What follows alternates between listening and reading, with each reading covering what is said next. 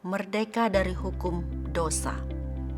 Firman Tuhan diambil dari Roma pasal 8 ayat 1 dan 2, Matius 16 ayat 24, dan Kisah Para Rasul 4 ayat 17 sampai 20. Firman Tuhan, Roh yang memberi hidup telah memerdekakan kamu dalam Kristus dari hukum dosa dan hukum maut.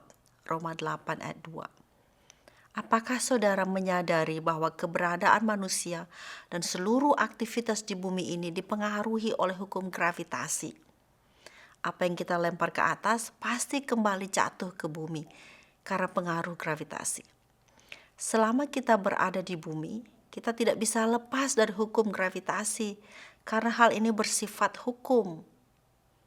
Firman Tuhan melalui Rasul Paulus dalam Roma 8 ayat 2 berbicara soal dosa dan maut sebagai hukum, yang artinya bahwa manusia berada di bawah pengaruh dosa dan semua aktivitas manusia berdosa dipengaruhi oleh dosa.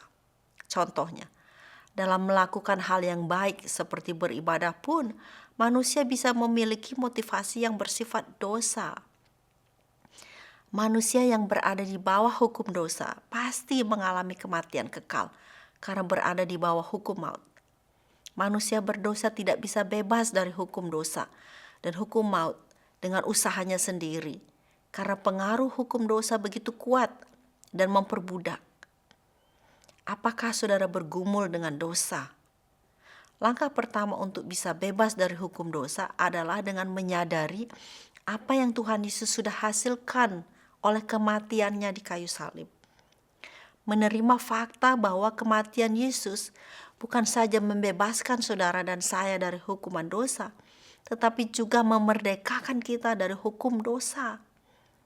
Iman kita bukanlah iman yang bersumber dari kekuatan kita manusia untuk mencapai sesuatu, tetapi iman yang berdasarkan atas apa yang sudah Tuhan Yesus kerjakan bagi kita.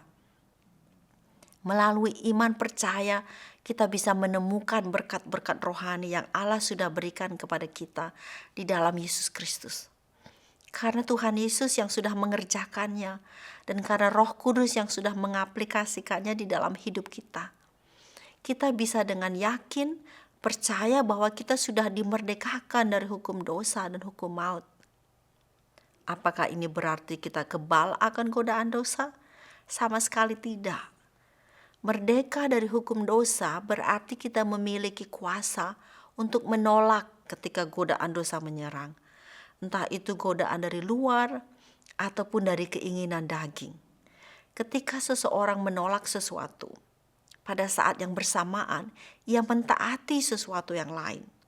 Ketika murid-murid Tuhan Yesus menolak untuk diintimidasi oleh para pemimpin agama Yahudi karena memberitakan nama Yesus, saat itu juga mereka mentaati firman Tuhan. Kisah Para Rasul 4 ayat 17 sampai 20. Di satu sisi, murid-murid Yesus menolak rasa takut, dan di sisi yang lain mereka mentaati kebenaran. Memang seperti ada peperangan rohani di dalam diri kita ketika kita berjalan mengikut Tuhan. Tetapi ketika kita bergerak sesuai dengan firman Tuhan, kita dengan yakin bergerak di dalam otoritas firman Tuhan yang memberikan kita kekuatan. Kalau saudara belum pernah melatih diri untuk menolak godaan, memang awal-awalnya akan terasa susah dan berat. Tetapi kalau saudara tidak mudah menyerah kepada godaan, lama-kelamaan saudara akan menjadi terbiasa dan manusia rohani saudara akan menjadi semakin sehat dan kuat. Dan dalam waktu lain ketika godaan yang sama menyerang, saudara akan merasa jauh lebih mudah untuk menolak. Jangan lupa untuk melakukannya dengan berdoa. Karena firman Tuhan mengajarkan untuk kita melakukan segala sesuatu oleh doa. Filipi 4 ayat 6. Kiranya Roh Kudus menolong kita untuk menolak godaan dosa dan hidup dalam kekudusan.